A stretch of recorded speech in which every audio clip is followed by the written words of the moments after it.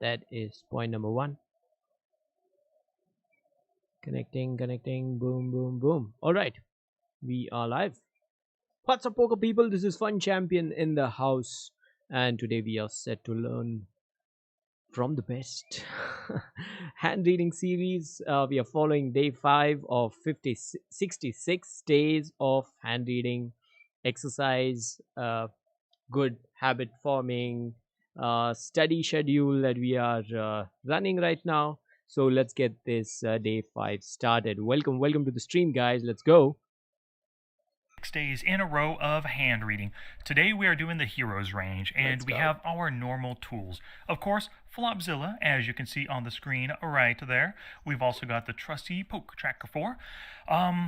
Let's see here. So we did this pocket eights yesterday. Let's look at another button winning hand. What you're trying to do is trying to form this habit of doing hand reading exercises every single day.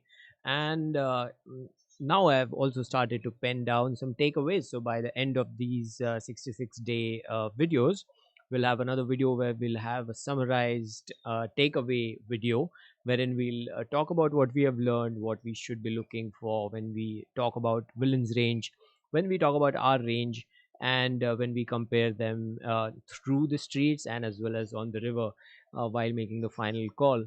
To avoid surprises, to reduce the surprises as much as possible, and to be in a better spots, to choose better spots to be in. And got a limper, but it's pocket tens again. We did pocket tens before, and we're ranging ourselves today, so let's not do that. King queen offsuit, raise call. It's not a ton of action. Jack 9, call pre, call, bet the river.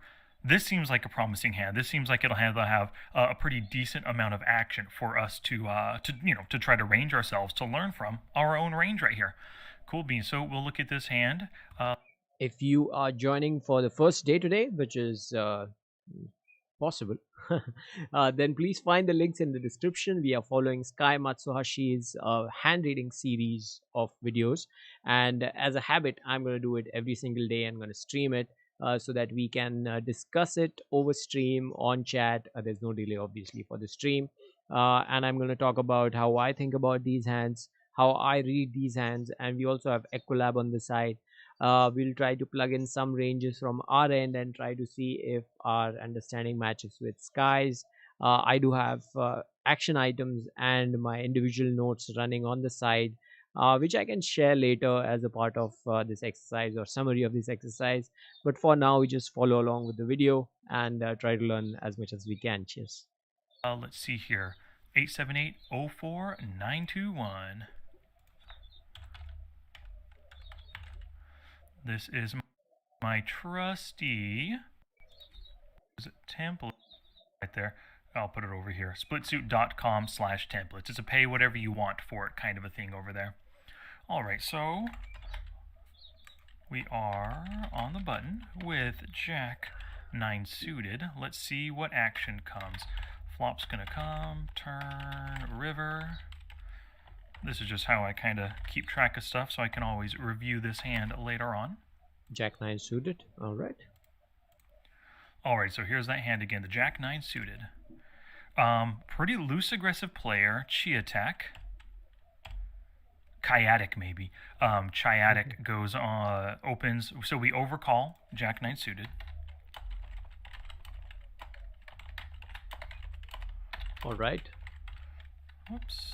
Loose aggressive player opens. Now, so what are we overcalling with at this point? We have a loose aggressive player who likes to 3-bet a ton, but it's such a big bet. If he wants a 3-bet, especially with these players, he's going to have to make it $4, or to 4-bet bluff, it'd probably be like $4 or more. So I'm really not expecting that many 3-bets. It's possible, but I'm probably just willing to call and then fold here at this point. If I was willing to call and then call again, most likely I would just do the 3-bet squeeze myself. Seems like a smarter play, just 3-bet squeezing ourselves at this point.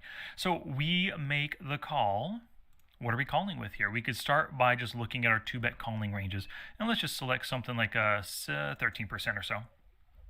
Okay, so we know we have the Jack 9 suited, but that doesn't matter. Let's see what what hands we're calling with total in this spot.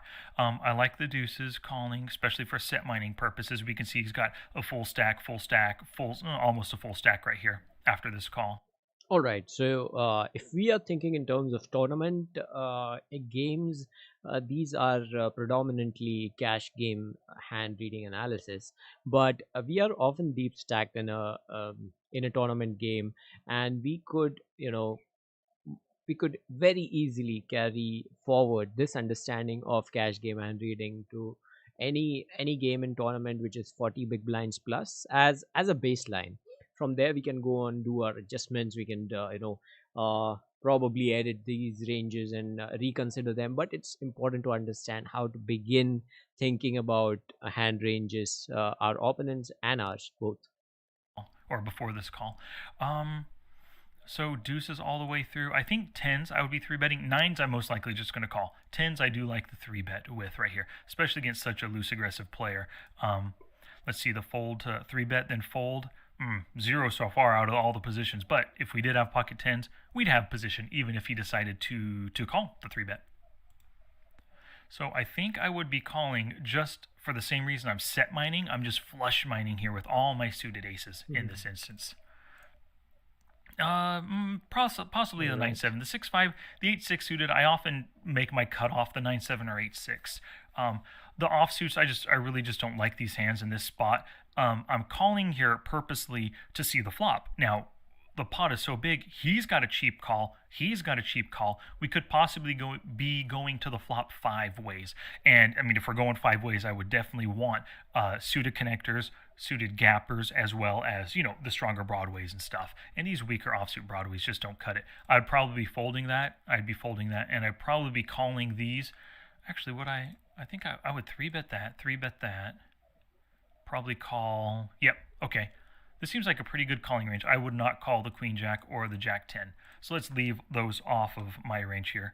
All right. So right off the bat, I feel one super interesting aspect in this analysis, or the way Sky thinks of these hands to choose to overcall from the button is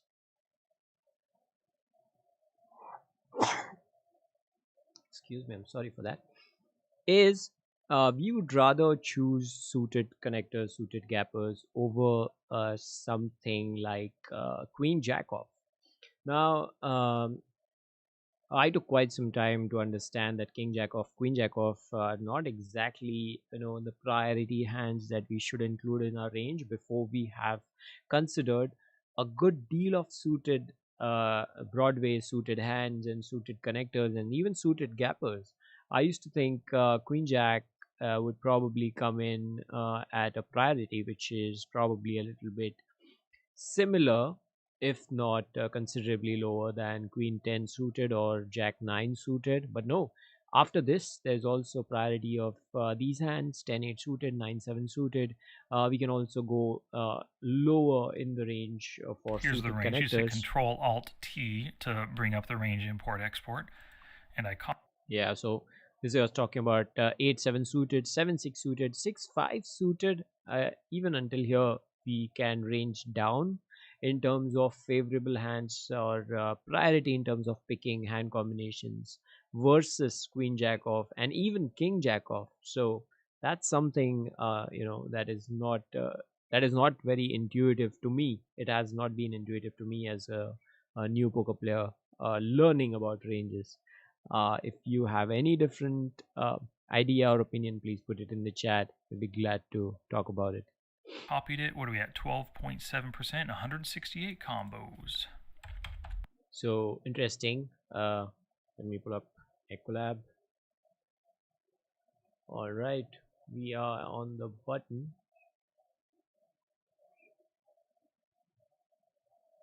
And all right.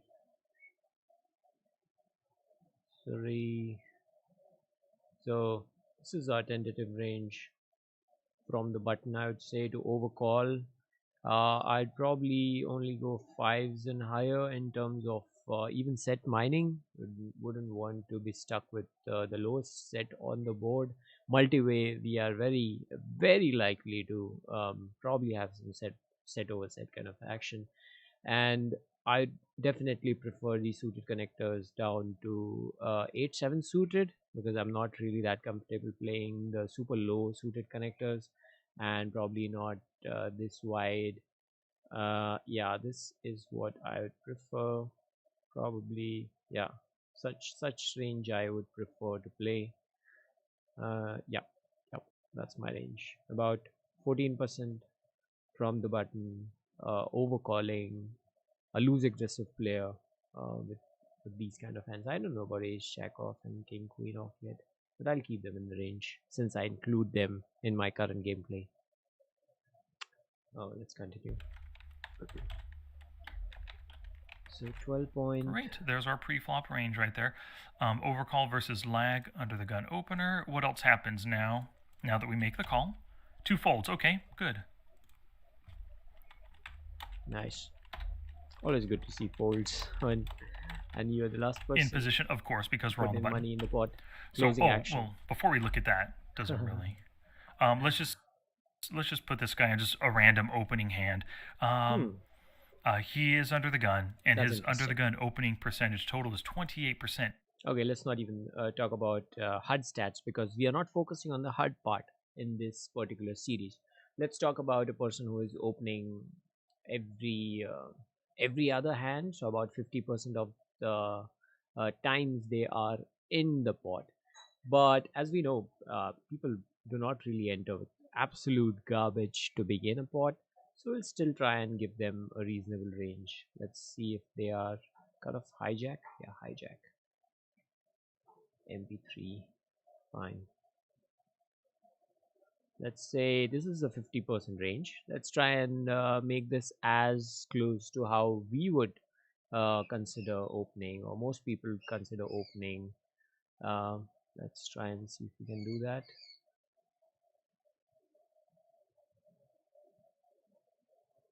Yeah, loose aggressive player probably will go like this, in my opinion. Yeah, 9-8, or probably not this.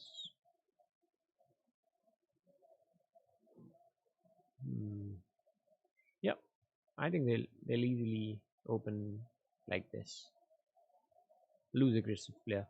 I'd still put them at 47-ish% opening range and not more than that, because then it becomes very absurd. Even if they are loose aggressive, how much they are exactly opening? Are they opening 10-5 suited? I don't think so. So let's go ahead with that assumption.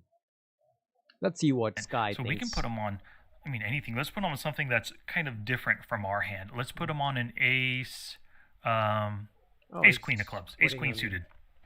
Doesn't matter. We'll see what he has at the end, because we're just ranging ourselves right now. Okay. So our range versus a pretty darn decent queen, we have 39% equity pre-flop. All right, let's do this exercise. Let's keep him in our ranging calculation from our end.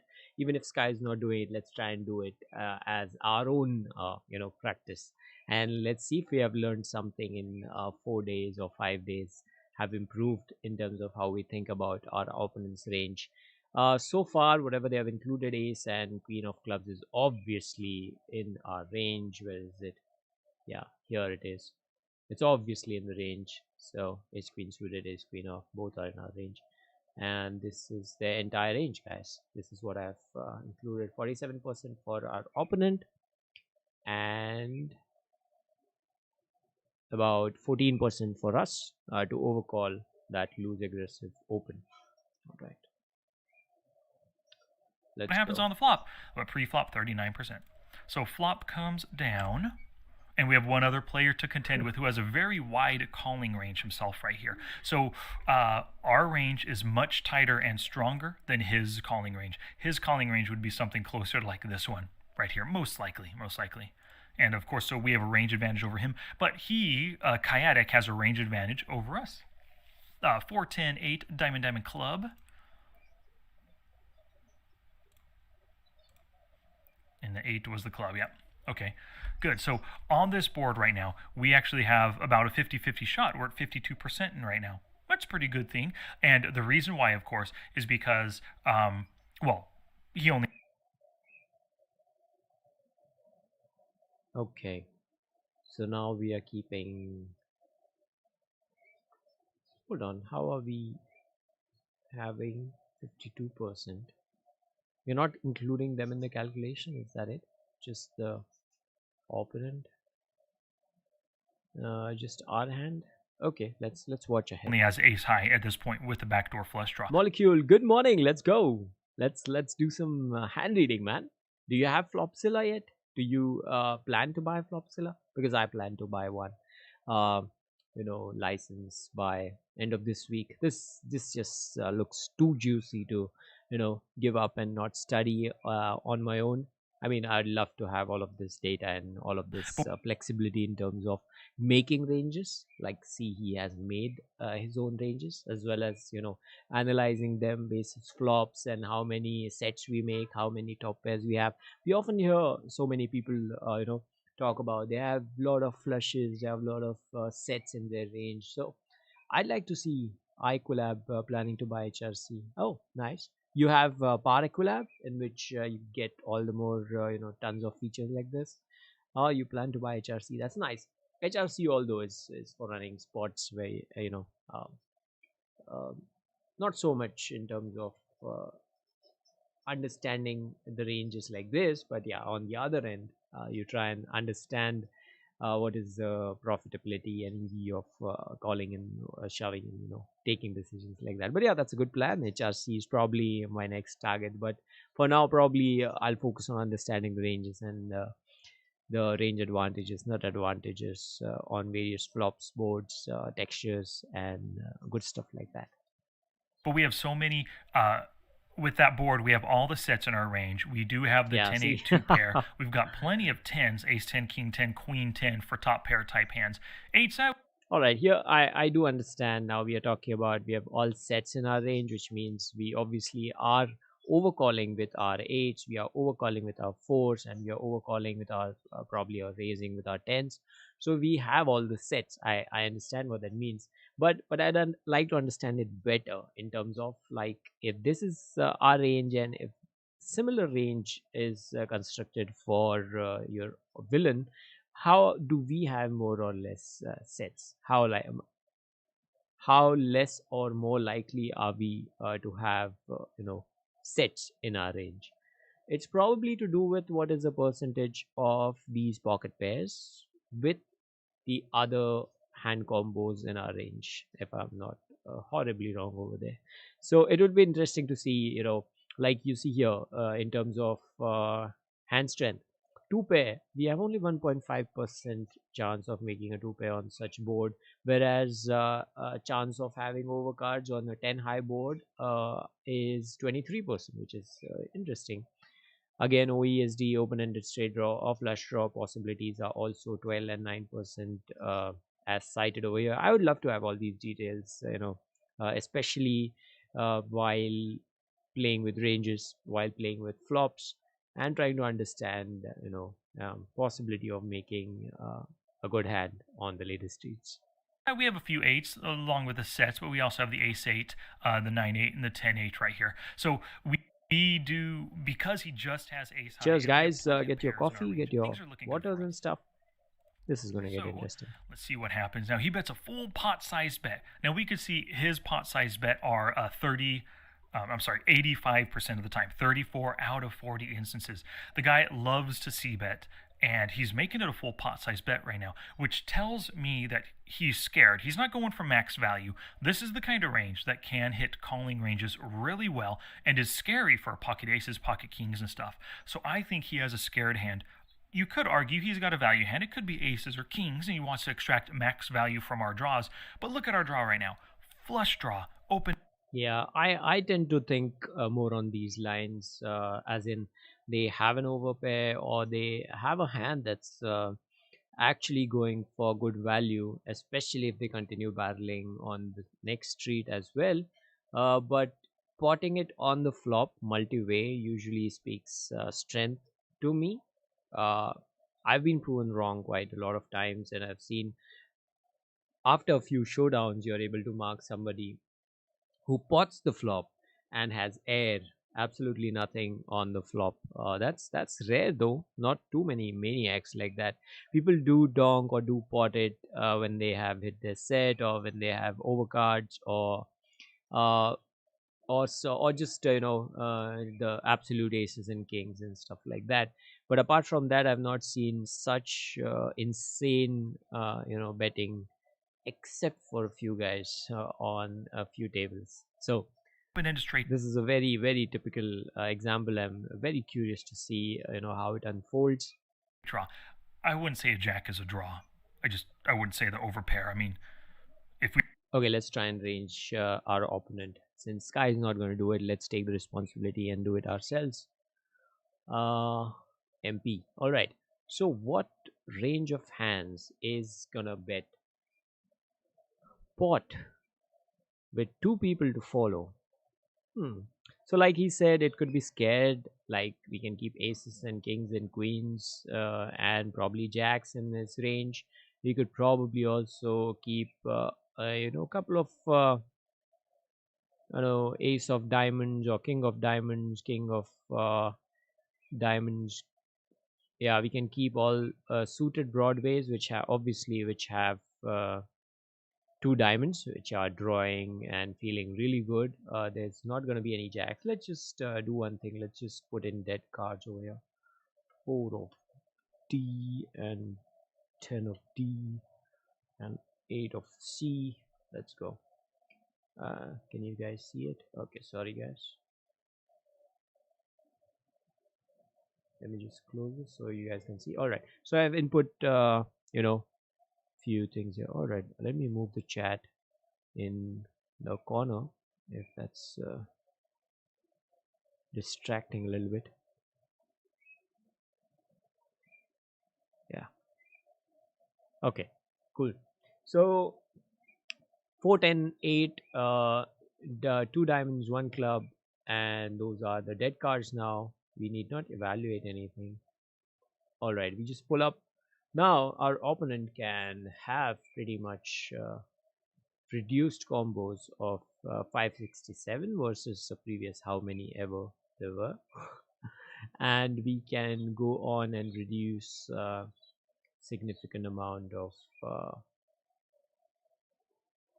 significant amount of hands from the range. Let's start doing that. All right, all the jacks and nines are blocked, so ace jack and queen jack, I'm not going to do that because there's just no nine of diamonds out there. I don't see this spotting it. Nope. Queen 9 is gut shot. Nope. Jack 9. Again, there's no Jack 9 out there of diamonds. I don't see that doing anything crazy. Um, Ace 7 could be. Ace 6. Yep. Ace 5 suited. Yep. Could be 4, 5, 6, 7, 8. Yeah, they have a runner straight. Gut shot. Gut shot. Ace 4 suited. Nope. Nope. And nope. Queen 4 suited. Jack 8. Nope. Jack 8 suited, probably the middle pair. I don't think they are going to pot 8 three-way with the middle pair. Jack 10 suited, again, is not diamonds, but yeah, that's definitely not doing it in my opinion. Queen Jack off, again, these are all one diamond hands, and if it's a loose aggressive player, I can imagine them doing it with at least a pair or a flush draw, but less likely with queen jack, king jack, ace jack off, probably with ace of diamonds, and yeah, two overs and yeah, flush draw. Let's keep that with them. There's no 9-7 suited happening. There's no 8-6 suited. Yeah, 8-6 suited they could have.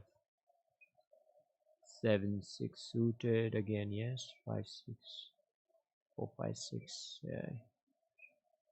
Yeah, let's say they do this with these hands as well. I don't think fives are doing it. I don't think sixes are doing it. I don't think sevens are doing it, not potting it. Nines, 8, 9, 10. No, I don't think even nines are doing it. And threes and deuces are anyway out of the picture. All right, so Let's do this. Jack 9 off.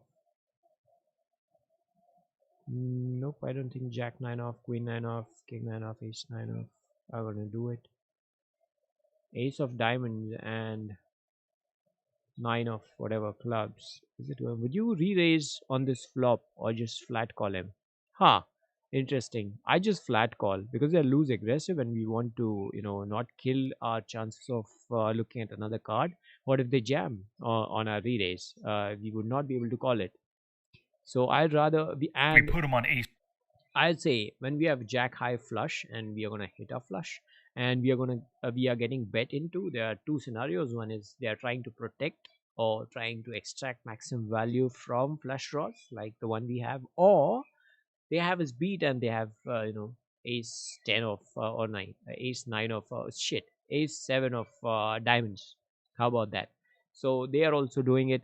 And again, if I re-raise, what hands are going to call me which I beat is the key question. I don't think there are too many hands are going to call my re-raise which I beat at this stage.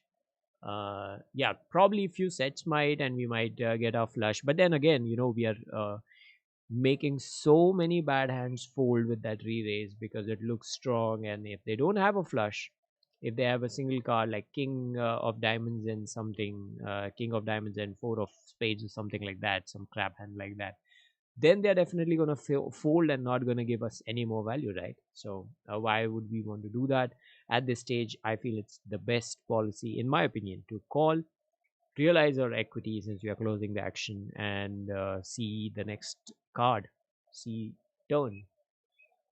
Ace king. No. Look at me talking all like I know what I'm saying.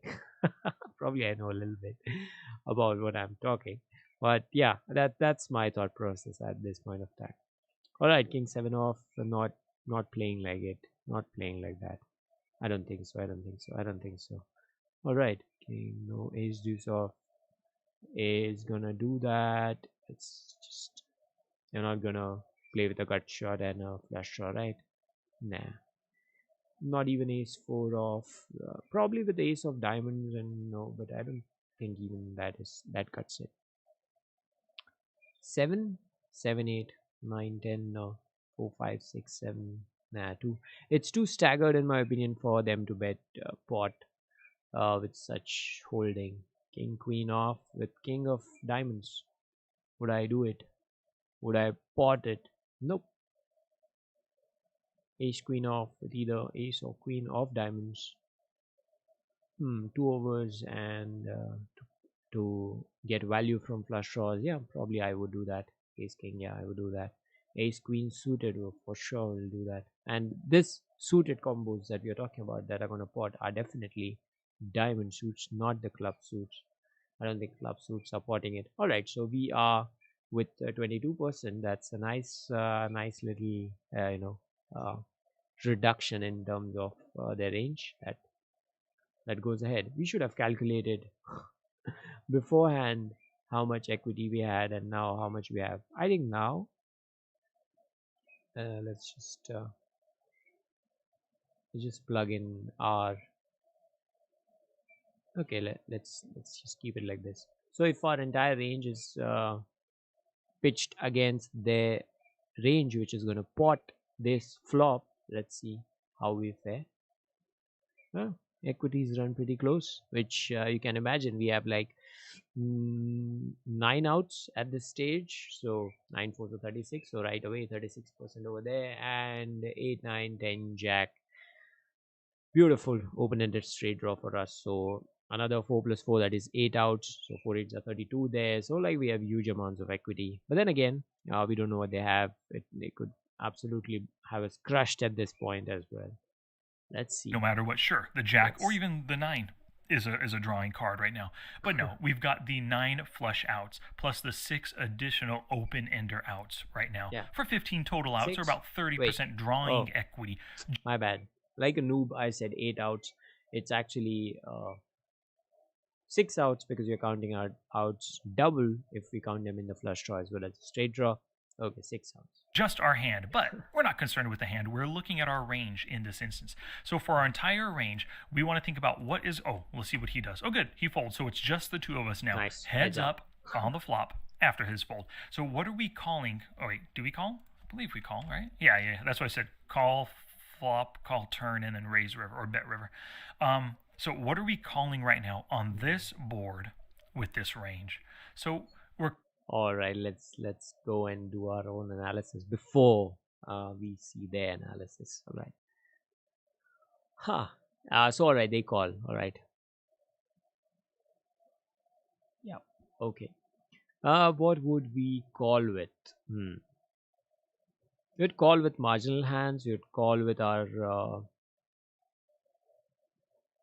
good portion of our premium hands, which are like absolutely the nuts, at least on the flop, and probably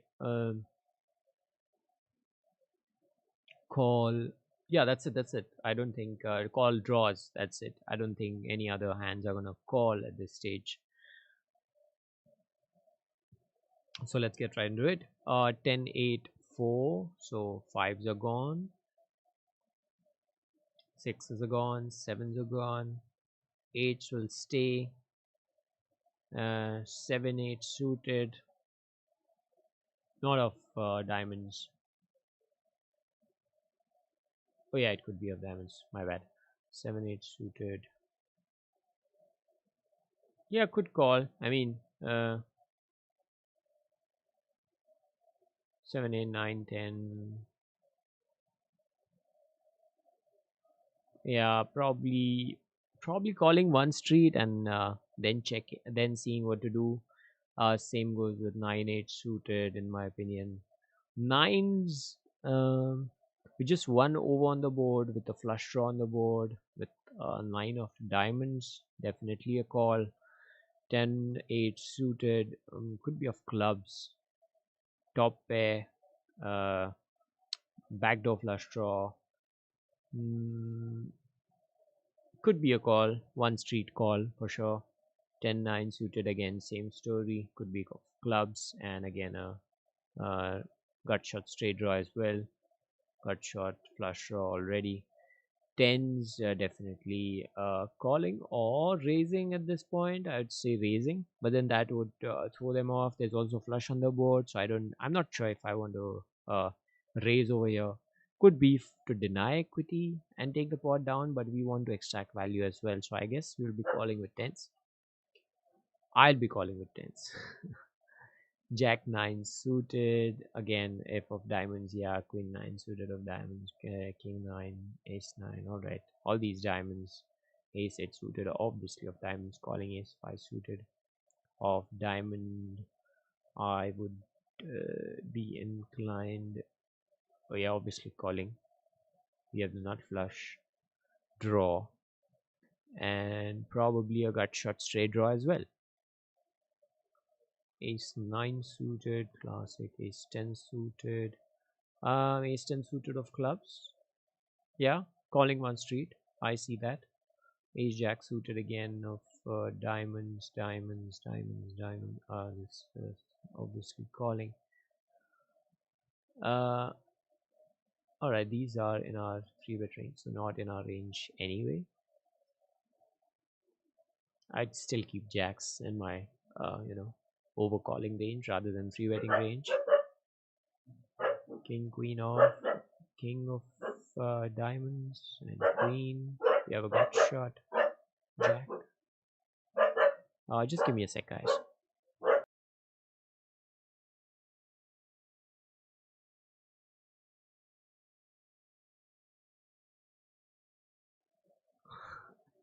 Sorry about that. All right, queen jack, jacks. All right, I think this is the range that will be check calling, in my opinion. Ace jack off, probably with one diamond. All of these with one diamonds, and not probably ace jack off, but yeah. But jack has more connectivity with this board, so probably ace jack off and not ace queen off. I'm just confused. Probably I just call with all of these hands. About 11% of our range I'll be calling with. Let's see now. Okay. Reduce our We're equity. calling our sets. I definitely calling our sets because we want him to keep betting. If we Yeah. call right now, he could think, oh, maybe they were on a draw, and if the draw doesn't hit the turn, he could do another pot size bet, and we might be able to get max value out of our sets. Two Nice. pairs, I think, can call right now, which is our 10-8 Super. hand, which is the only two pair hand we have. Over All pairs, we right. don't have any because we would have three bet them pre.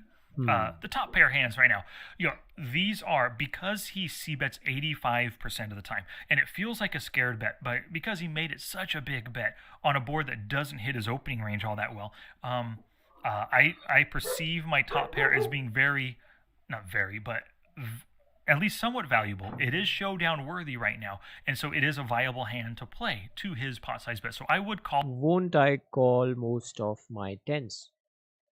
I would, because I'm calling my tens. He is not calling his tens. Probably he three bet them uh, pre-flop because he's a loose aggressive player. I think he justified that in his statement. But yeah, I would keep it in my calling over calling range as well as calling on the flop range for the reason that he is mentioning and we mentioned earlier. All here with the top pairs. I wouldn't be doing any kind of raises, and because we have position, I don't think I would raise with anything right here, except maybe like a nut flush draw, possibly. I mean, I could possibly do that if I had the ace of diamonds and ace X of diamonds, whatever it is. I mean, it could be ace deuce of diamonds even. If I had that, the nut flush draw, there's a very high likelihood with his bet that he would just be folding to a shove or to a raise by me right here. So I would be raising some of my draws. The nut flushes, king high flushes, probably not raising. Let's see here. The top pairs, just calling out pocket pair below, and that's just pocket nines. Yeah, I would call one street right here. I'm not going to give him credit for a top pair or better hand just because he bet out on one street. Middle pair right now. What did we do about it? Nines, one street. Yep, nice. We are good on that. Let's go. Oh. Well, backdoor. Yeah. I think I would probably be folding those. Weak pairs, definitely folding. Ace highs are folding. Some of the draws I would call. We'll leave those in a sec. So flush draws, yep, calling every single flush draw. Open enders, calling them for sure. Gut. Oh, that's interesting. So he's gonna call all of the flush draws. Okay, we did not have many flush draws to begin with, but we are definitely calling a lot of them. So that's pretty fine. Shots. 6-5. I am not calling queen jack. I might call one street with the queen jack, just one street. If we do not hit queen, do not hit a jack, and do not hit the 9, I'm out on the turn, especially if he makes another pot size bet. So at this point, I think this is our range right here. I think calling a gut shot is in our range, or is a decision I would make, is what I mean to say. Overcards, I'm not calling over, just straight overcards. Some of these draws and stuff have overcards, so no. And these combo draws, yeah, sure.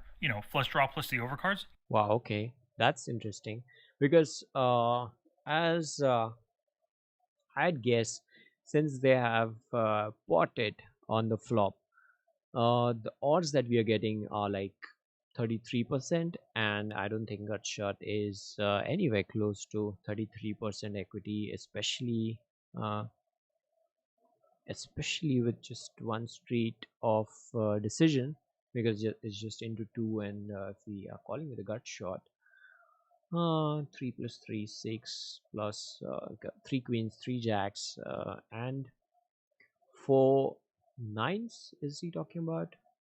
Yeah, 4 nines, so 10 to the 20, so we have just 20% equity. But I get it, implied odds, if we hit our gut shot straight, we could stack them potentially if they don't have a flush draw. That makes sense, but too many scare cards as well. What if there's a diamond or both pairs, then it's like a little bit of a tricky situation in that sense. We won't be able to continue, like he's saying, he's out if he doesn't hit it on the turn. Okay. Yes, I would definitely be calling those for sure. So we have effectively narrowed ourselves down to 44% of our pre-flop range. All right, 12%. Let's see how much we are carrying forward. Nice. Little less than 12%. So, what we are, what I'm observing as a trend in my calculation. If you guys are doing it, I suggest you guys should do it. Uh, Molecule, you should be doing it on your Equilab. If you are, following along, it's just pull up a tool and just try and follow it along. Uh, it's interesting to see whether we are on the tighter side. Like I believe I'm so much heavier on the Broadway side. Obviously, suited a lot of suited connectors, gappers, and much concentrated towards towards this area of the grid. And whereas you can see Sky's calculation is pretty much spread out there. He covers a huge portion of the board, in my opinion, as compared to us. We do not range into these 6-5 suited, 7-6 suited. So that's probably one reason why we end up folding so much in terms of if we see a low card board or see a significantly different board. Preetham Maurya, welcome to the stream. First of all, we are doing 66 days of hand reading exercises, merely following and trying to learn from Sky Matsuhashi. Their language of communication is English. I find it comfortable to continue in English. Honestly, I don't believe uh, I have enough equity in Hindi. I'm so sorry about that, but it's all technical. Not much of vocabulary being thrown out from my end. I believe we just talk in very basic terms, and all these terms are essentially in English. So I feel it makes sense to continue in English. But stick along. I mean, if you find this is helpful, I'm sure language will not be a barrier. You're playing Pokebazi. That's very nice, Preetham. All the best to you on the tables, but I hope you're putting in a good amount of solid work. Is this time confirmed for all days? I intend to do it 11 to 11:30 to 12. Uh, Based on if electricity is not there, I would switch timings, but I'd keep it bang on 11:30. That's what I plan to do. It's good time to just before our lunch we have a session and seep it in and then continue playing later. All right, but not win. All right, Preetham, then that sounds like a perfect time to spend studying and join us in this hand reading exercise. Pull up Equilab. If you don't have the tool, it's free. Download it, install it on your computer, run it along with me. Like you can see over here. Oh, sorry. You can see over here, we are running this tool. It's free. So you can run it with, you can discuss it on stream like this. And yeah, let's try and win, man. How to study, that's exactly what we are doing. Just join along and just follow. I'd be glad to have people joining and studying along. It's not going to be difficult because we are watching somebody study who knows what they're doing. We are trying to make sense of it, and I'll obviously be interacting with you guys. um, all right, Preetham. I don't think that's the best idea to give out your phone numbers on stream, but if you would like, reach out to me on Instagram at Funchampion20. I'll leave the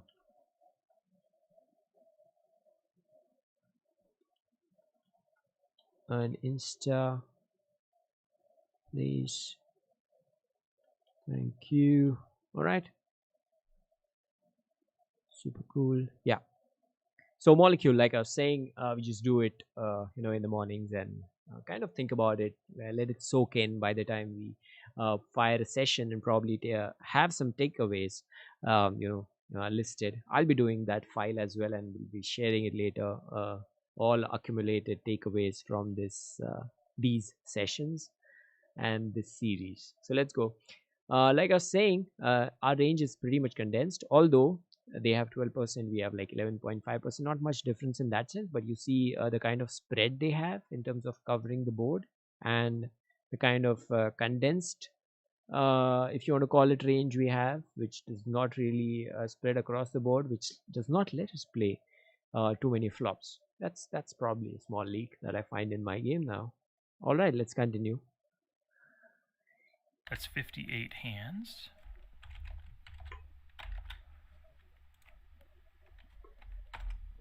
Pritam, I'm from Pune, man.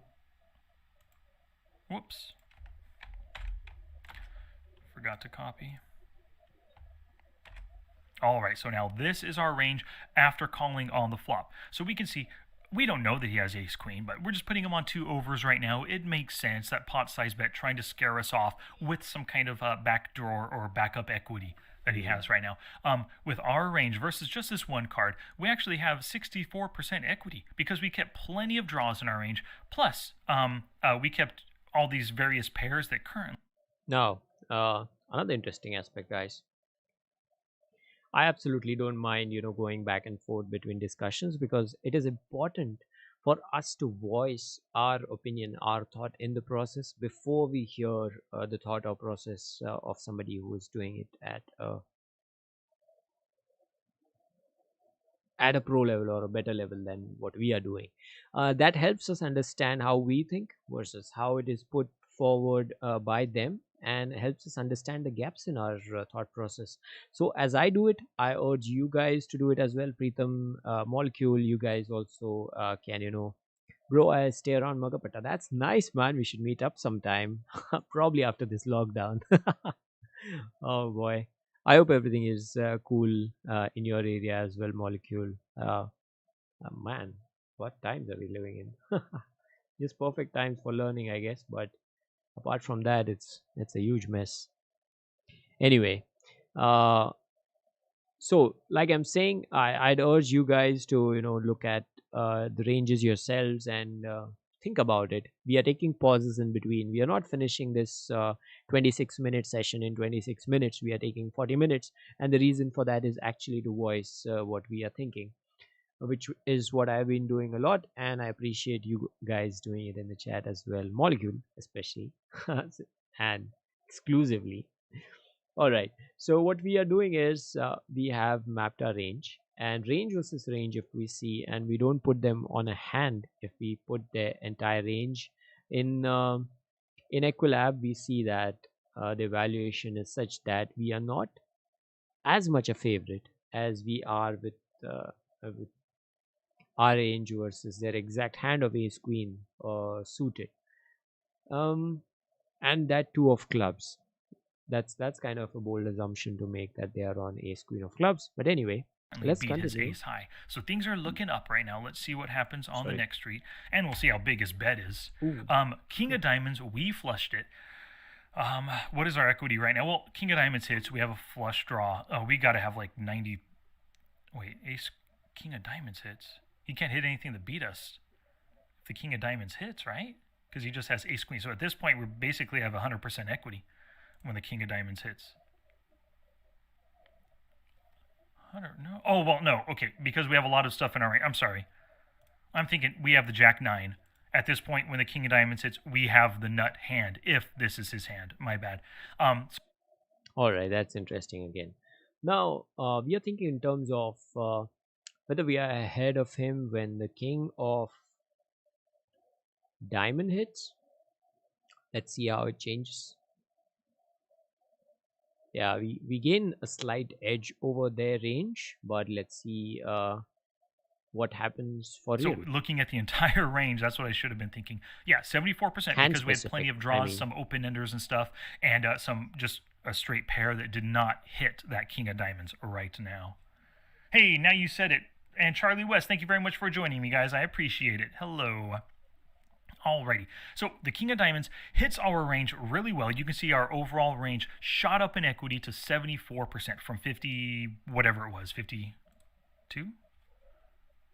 Oh no, on the flop, okay. On the flop, it was 52.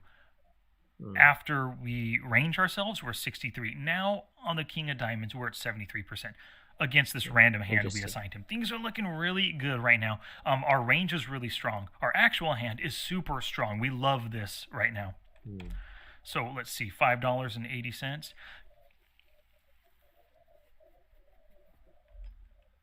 That's $2.90. Oh, 2/3 pot. Yeah, exactly 2/3. So he decreased the size of his bet. My guess is he's not too happy with seeing that diamond right there. Maybe he just hit a top pair hand. Maybe he has a set, and now if we had a flush draw, we caught our flush. I mean, he's not happy. He decreased the size of his bet. But we decide to just call to string him along a little bit. All right, let's try and see what goes for 60% bet after pot size, because that's also important to consider. The previous bet was pot size, and now they are gone 66%. So probably force is making one barrel, in my opinion, if they are loose aggressive. 5-6 suited.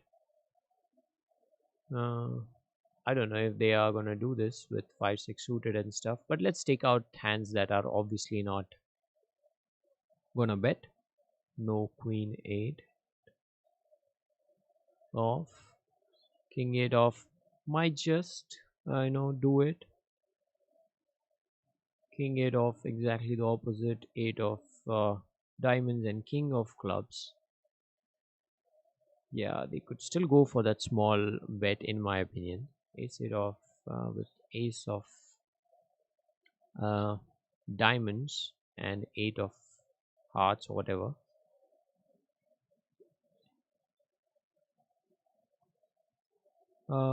Ace high. Are they also doing it? Probably to, just keep charging since they are loose aggressive and they want to bet for the draw, but probably not ace 8 off. I don't think so. It's 10 off, probably. King 10 off. Yeah. Queen 10 off.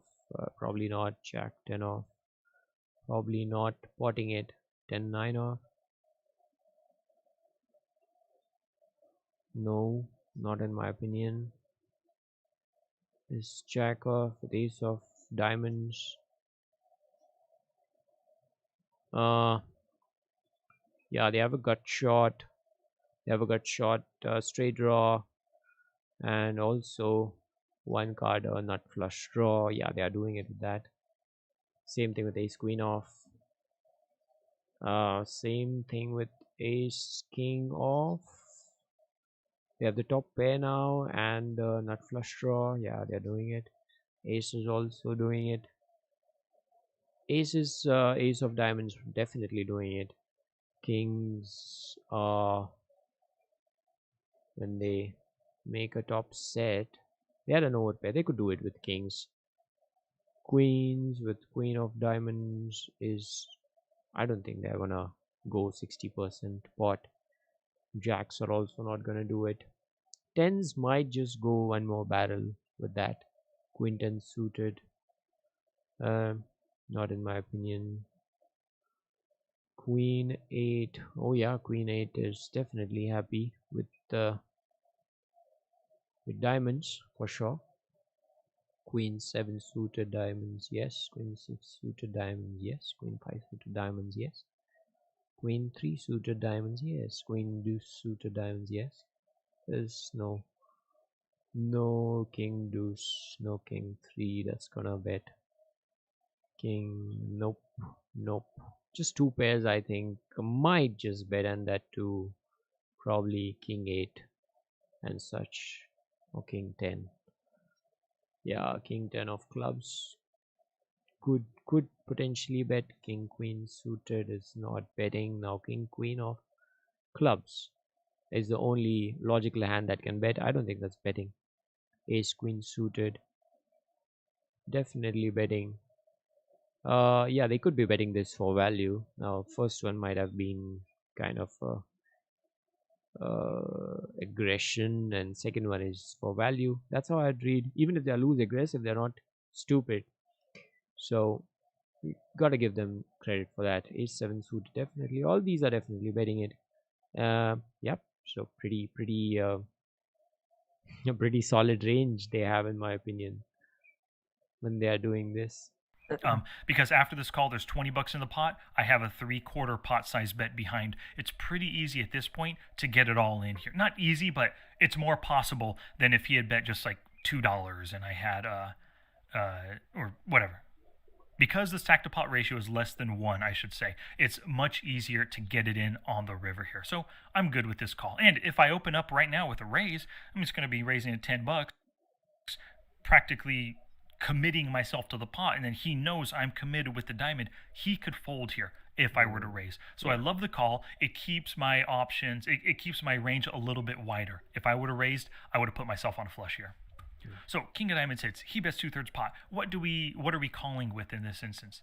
So like I said, we're calling flushes. We're calling sets right now. The board did get a little bit scarier, and if we have a set, Interesting. So button. All right. Again, we run the same calculation. 8 7 suited is probably still calling flushes. Yeah. 9 8 suited, definitely yes. 10 8 suited, now probably not calling. 10 9 suited, probably not calling. Tens calling. Jack 9 suited calling. Queen 9 suited calling. King 9 suited of clubs is not calling now. Ace 9 suited of diamonds. Yep, diamonds, calling. King 10 suited, not calling. Queen 10 suited, not calling in my opinion.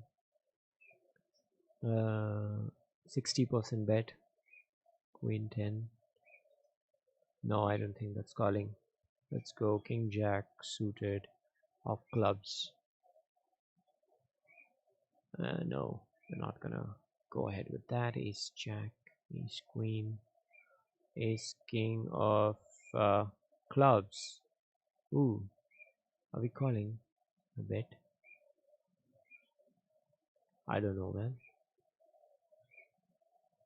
Top pair just hit and we bet 60%. Are we calling a 60% bet on the... Huh.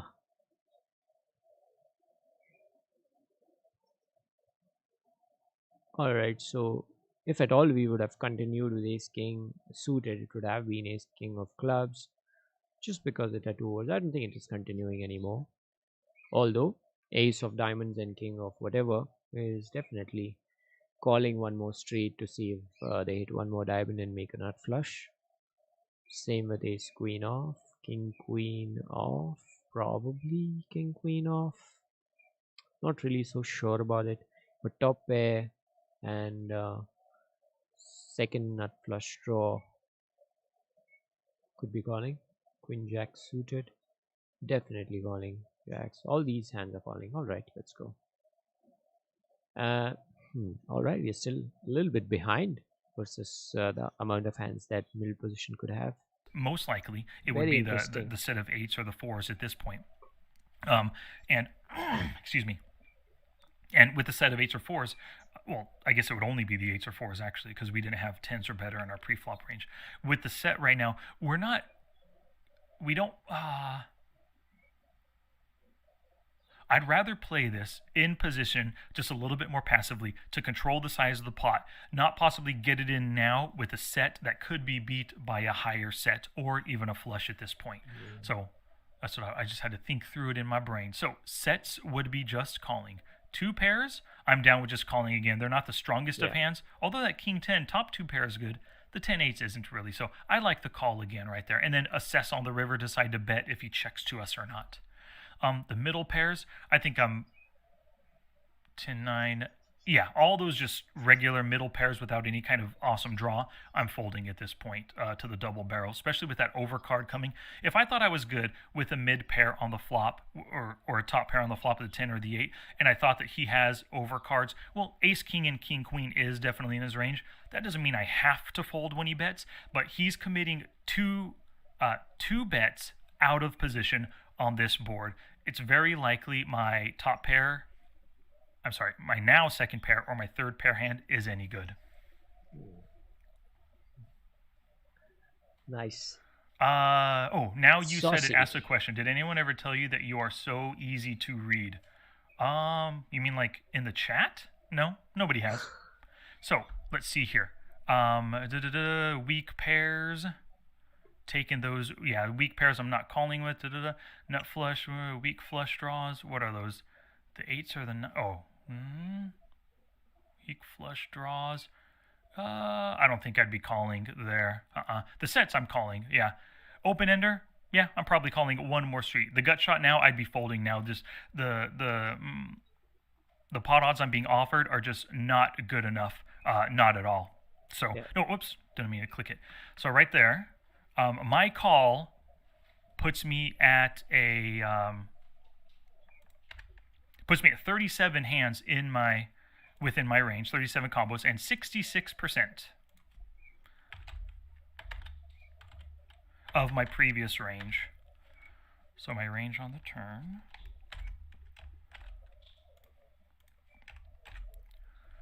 Great. So as it stands right now, after making that call, if this was his hand, we have 75% equity.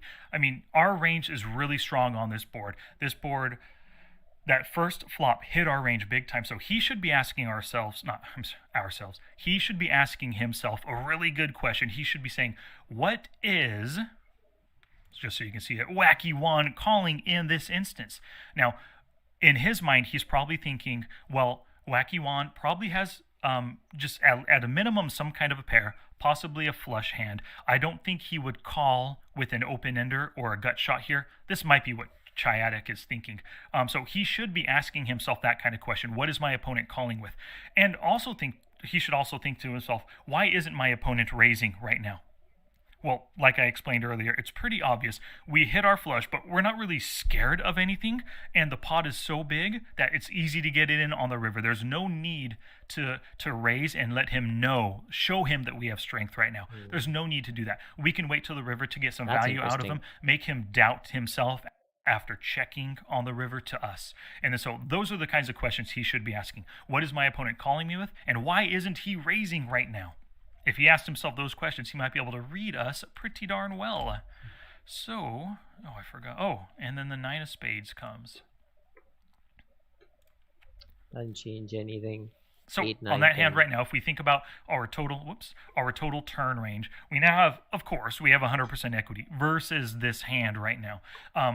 But that 9, it could have helped us if we had some kind of a gut shot, maybe even a queen jack for an open ender, or a jack 7 for a gut shot on the flop, that kind of a thing. The 9 could help, but from his perspective, that 9 probably didn't help his range at all. If he had a set, he didn't boat up. If he had 2 pair, he didn't boat up. He still is losing to our flush, which it looks like right now with our passive play pre-flop. Passive on the flop, passive on the turn. It looks like we possibly have plenty of flushes in our range right now. So if we think at this point, hold on, the 9 of spades. So altogether, 37 hands in the combo, right? Flush draws are, we got to look here, actually, I'm sorry. So at this point, before that king of diamonds hits, flush draws were 17 hands out of 58.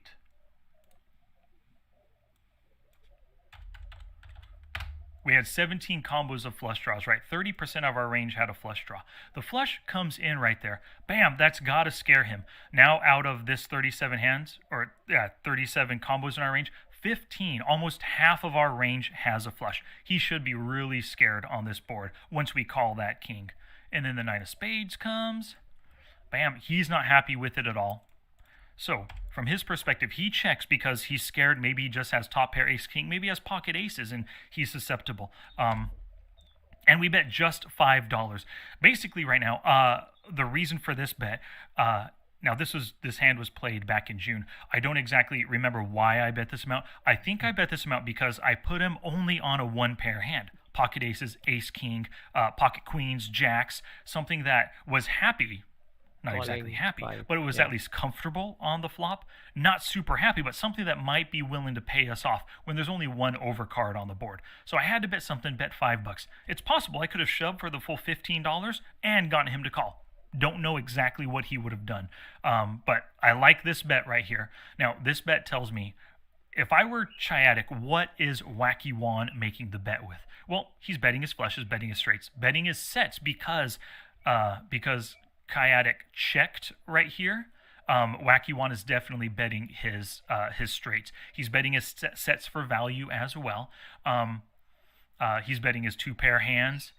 and then probably not betting any weak pair hands, probably just trying to get a showdown and hoping that Shyadic has an ace queen like this hand right here, you know. So I think overall this is a very good range for making that river bet. Now, if this is our river bet range, you can see that it's 31 hands total, and all of them are top pair or better kinds of hands. And then if he beats just a top pair, which is like pocket aces, even ace king can beat a king queen. He basically He only has has, to I mean, call he doesn't have much in his that range that small can beat bet. us right now, but he has hands that can pay us off. So he decides to call it, which is good. I'm going to guess right now that he does have ace king or queens or jacks. It's one of those. Ace 10. Oh, okay. Ace 10 flop the top Flop pair the top with the pair, backdoor nut flush nut draw. Makes flush sense. draw. Yeah, Flush draw, nut flush draw on the turn, so nice. he improved his drawing equity a little bit. But his total hand strength at the time was a little weak with second pair, so he just bet 2/3 pot on the turn. So that makes total sense. And the way I played it makes sense too. In our range, we still kept plenty of different diamonds and stuff, but for the fact that he bet so big on the flop and then a little bit smaller on the turn, tells me that or allowed us to narrow our range quite a bit to basically just value hands on that turn. Because against the double barrel, even though I'm in position, I am folding quite a bit on a board that if I didn't have a king on the turn, like I said earlier, I'd be folding a ton of these hands if I didn't have some kind of a backup equity with a draw. Yep. Now you said, am I betting? Yes, I am betting two pair at the end right there. Because, like I said, I'm thinking he has a weak top pair hand, ace, king, king, queen, or even pocket aces, which it's not a weak top pair hand, it's an overpair. But look at that board. Pocket aces is pretty weak. It's hard to go for three streets of value versus an opponent who's calling for three streets with just pocket aces. I mean, it's Interesting. possible I'm a non-believer and I'm calling with a queen 10 the whole way. Queen 10 on the flop, turn, and the river. And it's possible that I could have been doing that. But yes, I am definitely betting two pair because of his check on the river telling me that he had a weak hand. And I'm going for thin value right there. Definitely. And then you can see, Yeah, I mean, he indeed. c-bet so much on the flop. On the turn, it drops down a little bit to 8 out of 16 hands. But yeah, I like betting with all of these right now. Now, if he had hand read this entire way, and then he got to this point, and he did have his ace 10, what was it, diamonds and a spade. So at this point, of course, we have 100% lock. But if he had looked at our range right here and figured, well, this guy is only betting two pair or Two better. pair He'd be and checking plus. behind Yeah. most of his top pair hands. Let's say he put like a random king or even a random 10 that his ace 10 beats. I'd be checking back most of those. I Yeah, but this is where it gets like, the nature of the game, really comes out with this thin 25% kind of a value bet on the river. That's such a kind of a bet that, absolutely any, even a marginal hand like ace 10 off over here, uh, would make a crying call with. If you make it 10, if you make it 15, if you make it 20, it's very easy for many hands to fold, honestly. And, that's also one of the exploits that many players use. They just, pot the river, and it's very difficult for people to make calls with, potted river. So bluffs quite often, I guess, go with a potted river, and it becomes very difficult to make that call. But actually the intelligence lies with making consistent thin callable value bets on the river when you are fairly sure that you're ahead. Probably you are not getting any more chips, so might as well get five more blinds from your opponent. So that's in my opinion a very nice way of extracting more chips, uh, where opportunity to get those chips is slim. It is also, uh, absolutely superb to bet large on the river, so that people, whenever they go two streets with you, they expect a big bet, and they know that they have to call it off if they want to have showdowns with you. That's another aspect, another way to go at it. Betting thin, going for thin value is one aspect to go for it, wherein most of your opponents have to make that call, because they just can't fold for five blinds when the pot itself is like 20 blinds, and when you have a marginal hand, even at best. think he would put me on that. So Uh, yep. I like the bet on the river. Um, I don't like his call. I think I would have folded there, but Yeah. Kayatic is such a loose, aggressive player. Doesn't like to give up. Look at that. Fold to three bet only 25%. 2 out of 8 instances. He just does not like to give up. Likes to play aggressively. Likes to see rivers. And so this was a great value bet for me at the end. Just Nice. getting $5. And Super I don't 10. think betting $5 and leaving 10 behind. I don't think I could get him to shove anything other than like probably like a better flush. So if I would have bet and he would have shoved, I would have seriously Yeah. considered folding. Folding. But Wow. knowing how aggressive he is, I probably would have called that shove. And it could have been ace queen of diamonds right there, and I could have lost my stack. But with the way he played, I sensed weakness and I went for max value. And I think this was a pretty good hand reading exercise. I mean, we took ourselves Super down nice. from 168 combos down to 22, and then my hand fit the whole entire way. So I didn't play, at least from my perspective, I didn't play in Out any of line. way that Yeah. kind of surprised myself. Every play made total sense to me. I called when I called on the flop when I had a really good draw, 15%. I'm sorry, 15 outs for 30% equity. And then with the implied odds of having that starting off with that full stack, there was a lot of money to win. And I think it was a good call on the flop. And then on the turn as well, when he decreased it, and of course, we hit our flush. Nice. Alrighty, everybody. Well, thank you for joining, Charlie West. And now you said it, I Everybody's do happy. appreciate it. So that's it for day 5 of the hand reading. I'll be back for day 6 tomorrow. All right. Everybody's happy when they flush and actually get some value and win the pot. And why not? All right. So it was very interesting to see that we also mapped out the villains range. Although I understand that we are very wide in terms of what they could have. But even then, I am glad that we are getting somewhere. We are making some progress every single day in terms of reading hands, reading ranges, and trying to understand what hand is gonna play. You know, uh, at least trying to understand the message that a bet tries to send across. All right, so today was day 5, and we will meet tomorrow with day 6. Thank you so much for joining, guys. This was a lot of fun. We are doing this series of hand reading for 66 days. Today is day 5. We'll be doing it every single day at 11:30 a.m. Latest by 12 p.m. But 11:30, I'll try to stick to that time so we can have consistency with that as well. All right, thank you so much for joining in. Today was a beautiful spot, and I'm glad we are learning. I'll have the takeaway list, the key takeaways from this series list. See you tomorrow, bro molecule.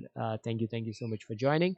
I'll have the list of takeaways that I'm building up from this series. I urge you also to follow along with Equilab or some pen and paper or something at your end as well, so that you derive the max value, max EV from this exercise and the time that we are spending.